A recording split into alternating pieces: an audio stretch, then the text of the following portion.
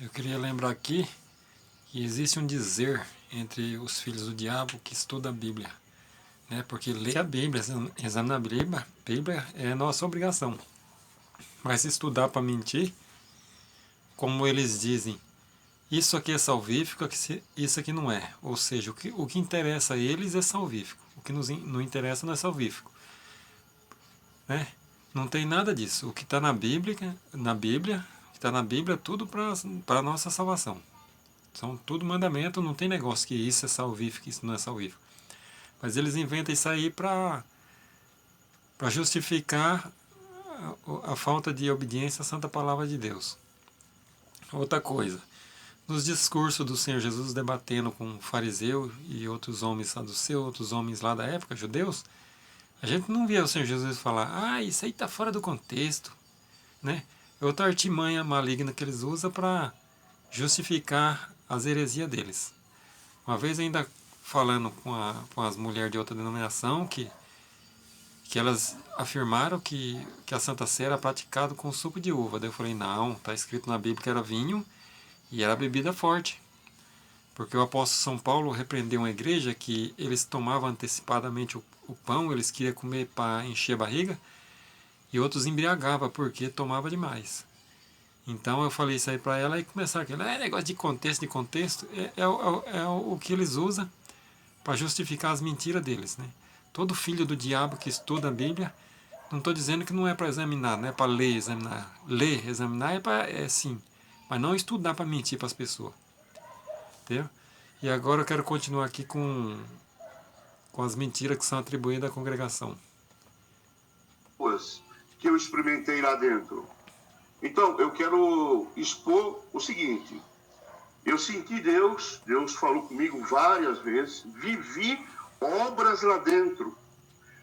Mas isso não significa que o Espírito Santo está preso ao CNPJ ou à estrutura da congregação cristã no Brasil. Coisas boas foram pessoais entre eu e o meu Deus. Mas aí quem é que está falando isso aí? Isso é maluco. A questão de nós vivermos unidos assim fora de outra denominação é só uma segurança, porque tem costumes que não tem como nós aceitar. Então nós vivemos separados. Agora cria essas maluquices, por que eles não mandam então os membros das igrejas, das outras igrejas vir congregar com nós? Eles não vêm, né? Alguns por humildade vêm, como às vezes também membro da congregação vai em outra denominação, mas dizer que eles mandam, não manda. E entendeu? Cada maluquice. E a outra coisa que eu queria perguntar para o irmão Everaldo é se ele assistiu um culto da congregação. Ele assistiu? Assisti os 4. Tá, só para me completar. Em algum momento, porque a liturgia da congregação é muito bonito, 3 hinos, oração, uma orquestra, a liturgia é linda, não tem outra, a gente tem que ser sincero. Mas eu quero perguntar uma coisa para o senhor, porque embora toda live o senhor defendendo a congregação, alguma coisa que o senhor não viveu lá dentro. Eu vivi 50 anos lá dentro, a minha família toda lá dentro. E quando eu descobri o verdadeiro evangelho, eu fiquei revoltado. Sabe o que é revoltado? Por quê? Porque fui enganado todo esse tempo.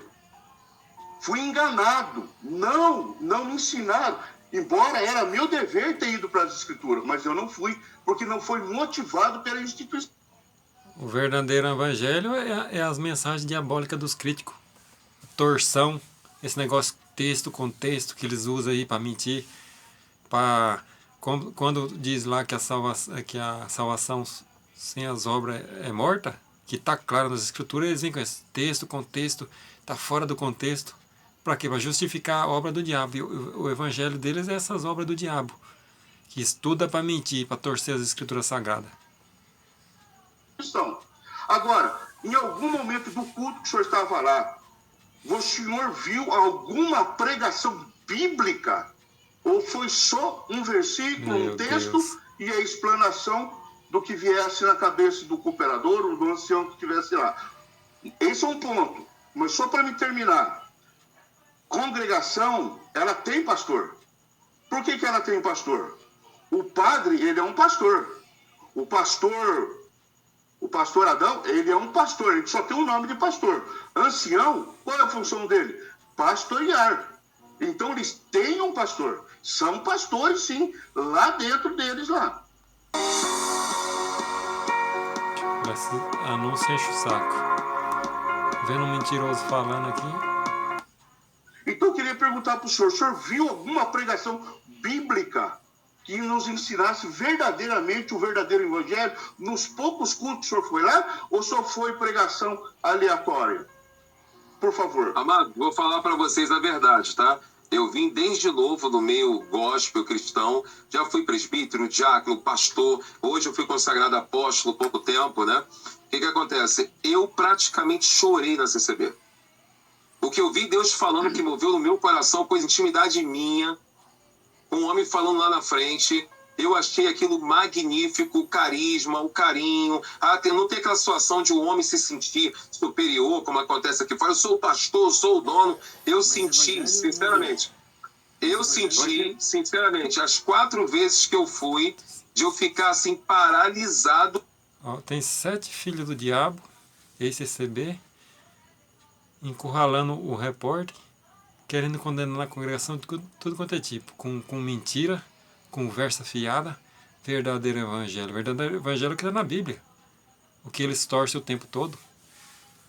Vê lá as heresias de discipular uma pessoa 3 meses, se acontecer isso com João Batista. Se ele ficou discipulando Filipe Eunuco. E o verdadeiro evangelho é essas coisas, essas maluquices da presbiteriana, que é praticamente uma igreja católica. Mesmo de achar aquilo lindo, magnífico, Geraldo, que você uma humildade fora de série. Eu peguei na CB, posso pegar para você que você ouviu lá dentro?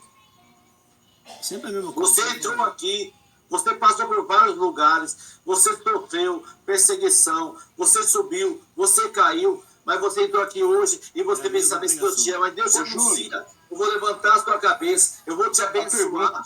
Que você passou. Júnior, besteira. Calma aí. Júnior, você foi casado por mais de anos, Júnior. É cansativo.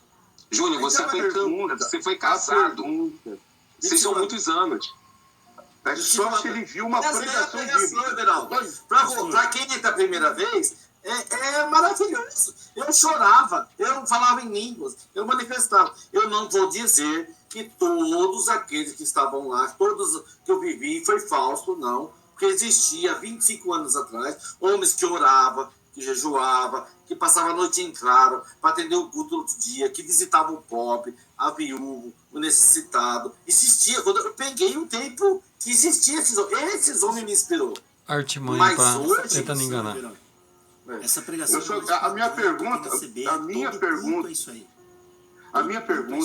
eu só quero que ele responda uma pergunta. A pergunta, viu uma pregação bíblica no culto? É só isso.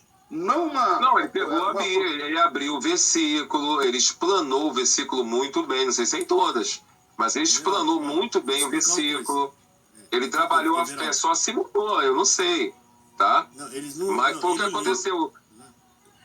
Lá, Everaldo, ele lê a Bíblia e aí ele fica dando umas voltinhas ali, mas o foco não é aquele. Ele não vai explicar nada para você.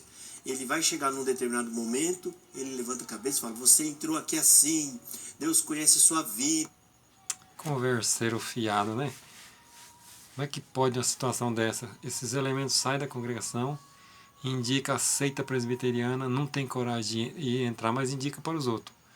Não tem coragem de ficar dando dízimo lá, para enricar olho gordo, e fica indicando essas mentiras para os outros. Vou terminar aqui e depois nós continuamos.